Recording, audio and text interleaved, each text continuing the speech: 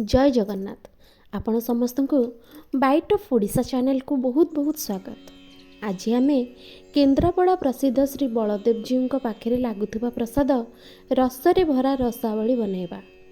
आज मु आपण मानक राखी पूर्णिमा स्पेशल रसावली रेसिपी शेयर करने को जाऊँगी।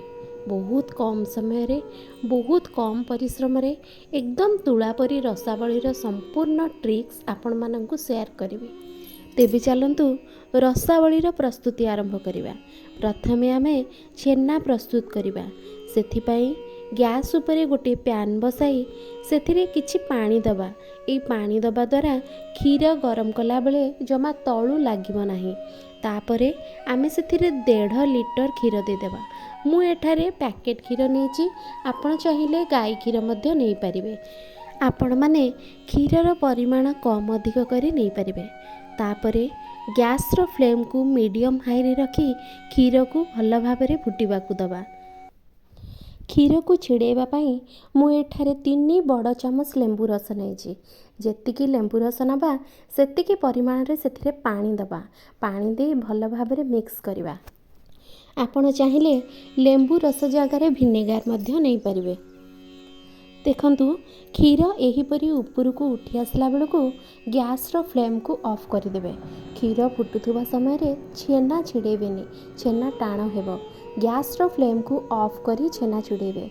एबे आमे लेंबू रस और पानी मिश्रण को गरम क्षीर रे अल्प अल्प करी देबा। एबे देखंतु क्षीर संपूर्ण भाव में छिंडी गलानी, पानी मध्य अलग हो गलानी।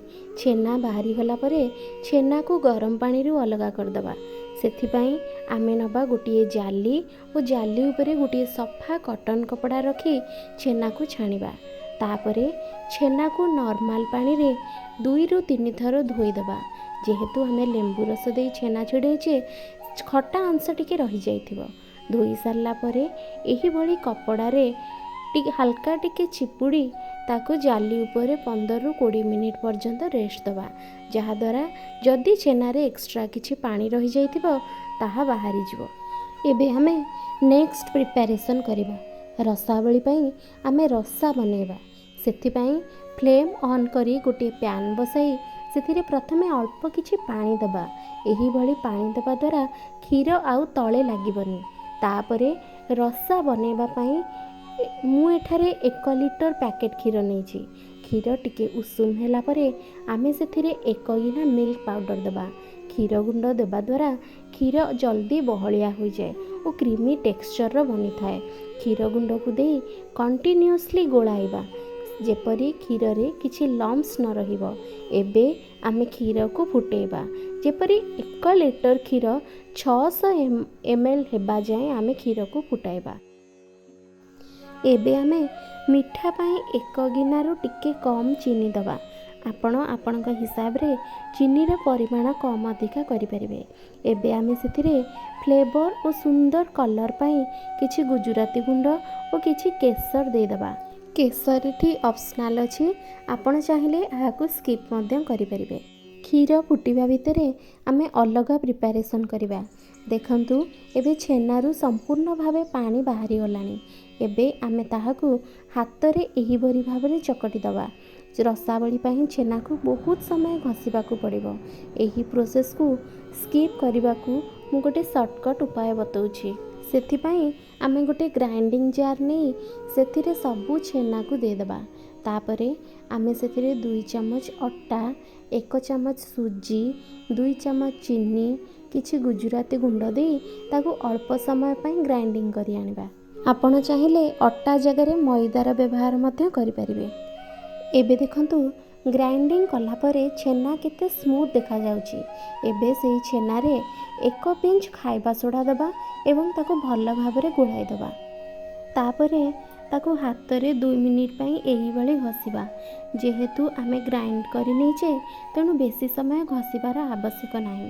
देखिबे जेतेबेले हाथ रे छेना लागिबो नाही किबा प्लेट रे मध्य लागिबो नाही सेतेबेले जानिबा कि छेना डफ आमर प्रस्तुत होई सारिछि। एबे देखंतु रसावली पाई छेना प्रस्तुत होई जाइछि।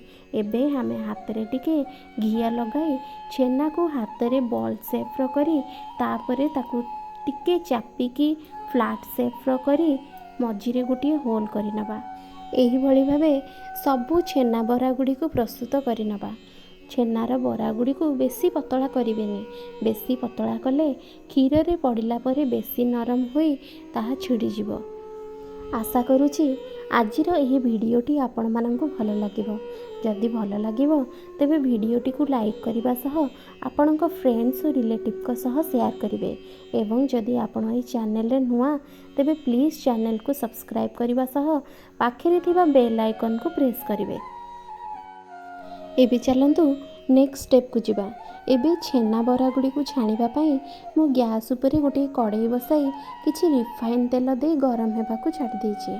आपण चाहिले रिफाइन तेल बदल रे घी मध्य नै परिबे। तेल को बेसी गरम करबा को देबे नाही।